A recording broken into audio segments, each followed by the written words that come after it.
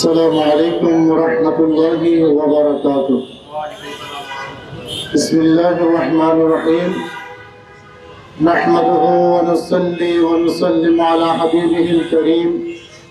أما بعد، قال الله تعالى عز وجل: أعوذ بالله من الشيطان الرجيم وما أرسلناك إلا رحمة للعالمين. صدق الله مولانا العظيم وبلغنا رسوله النبي الحبيب الكريم. আহলে সুন্নাত ওয়াল জামাত কর্তৃক আয়োজিত আজকে পবিত্রকে স্বাগত জানিয়ে বরকতময় এই মিছিলে উপস্থিত আছেন আহলে সুন্নাত ওয়াল জামাতের সম্মানিত মহাসচিব, ঢাকা বিশ্ববিদ্যালয়ের আরবি বিভাগের সম্মানিত অধ্যাপক প্রফেসর ডক্টর আব্দুল্লাহ মারুফ। উপস্থিত আছেন আমার সহযোদ্ধা আহলে সুন্নাত ওয়াল জামাতের সম্মানিত যুগ্ম মহাসচিব আল্লামা পীর তরিকত খাজা আরিফুর রহমান তাহেরি সাহেব এবং সম্মানিত যুগ্ম মহাসচিব বিশিষ্ট আলেমে দ্বীন মুজাহিদ মিল্লাত আল্লামা মাসউদ হোসেন আল কাদরি সাহেব সহ সম্মানিত অতিথিবৃন্দ, সাংবাদিক ভাইরা, আমার সম্মানিত আহলে সুন্নাত ওয়াল জামাতের কর্মীবৃন্দ, রাহমানি ওয়া রাহমাকুমুল্লাহ। আজকে আমরা এখানে এসেছি রবিউল আউয়াল মাসকে স্বাগত জানানোর জন্য, কারণ এই মাসে পৃথিবীতে শুভাগমন করেছেন কুল কায়নাতের নবী, আল্লাহর সর্বশ্রেষ্ঠ নবী, সর্বশ্রেষ্ঠ সৃষ্টি রাহমাতুল লিল আলামিন। নবীজির আগমনের কারণে এই মাস সম্মানিত হয়েছে। নবীজির আগমনের কারণে আমরা কোরআনে কারীম আল্লাহর পক্ষ থেকে পেয়েছি। নবীজির আগমনের কারণে আমরা দ্বীন হানিফ, দ্বীন ইসলাম পেয়েছি। নবীজির আগমনের কারণে আমরা শরীয়ত পেয়েছি।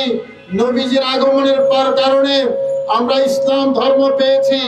নবীজির আগমনের কারণে আমরা আল্লাহর সকল নিয়ামত পেয়েছি।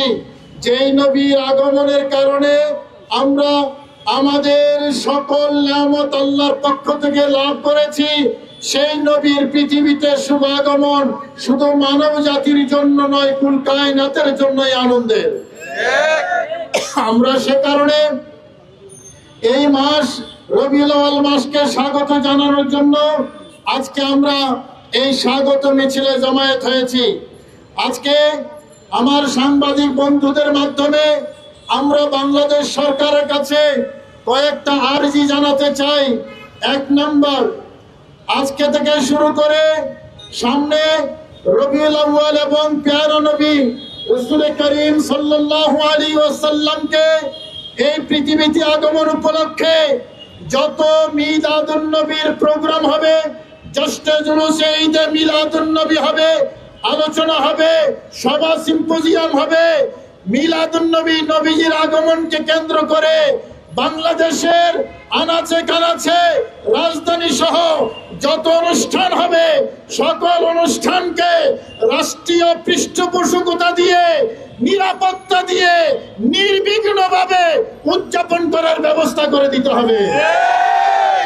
আমরা স্মরণ করে দিতে চাই, গত বছর ঈদে মিলাদুন নবীর প্রোগ্রামে ব্রাহ্মণবাড়িয়া, কিশোরগঞ্জ সহ বিভিন্ন জায়গায় মিলাদুন নবী বিরোধী নবীর দুশমনরা হামলা করেছিল। এবছর এই ইন্টারিম গভর্নমেন্টের কাছে আমাদের দাবি, কোন মিলাদুন নবীর প্রোগ্রামে যাতে কোন ধরনের বিশৃঙ্খলা না হয়, আক্রমণ না হয়। এটা শুধু জাতীয় প্রোগ্রাম নয়, এটা একটা আন্তর্জাতিক প্রোগ্রাম।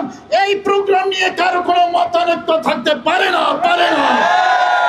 সুতরাং সরকারের কাছে আমরা আহ্বান জানাতে চাই, সকল জুলুস, সকল মিলাদুন নবীর প্রোগ্রাম নিরাপত্তা দিয়ে নির্বিঘ্নে সুন্দরভাবে সুশৃঙ্খলভাবে যাতে উদযাপিত হয় সেই ব্যবস্থা করতে হবে আমার ভাইরা। দ্বিতীয় নম্বর, আমরা যারা সরকারি বেসরকারি চাকরি করে তারা বছরে 3টা উৎসব ভাতা পায়। একটা ঈদ উল ফিতরে, আরেকটা ঈদুল আজহা, আরেকটা বৈশাখী ভাতা।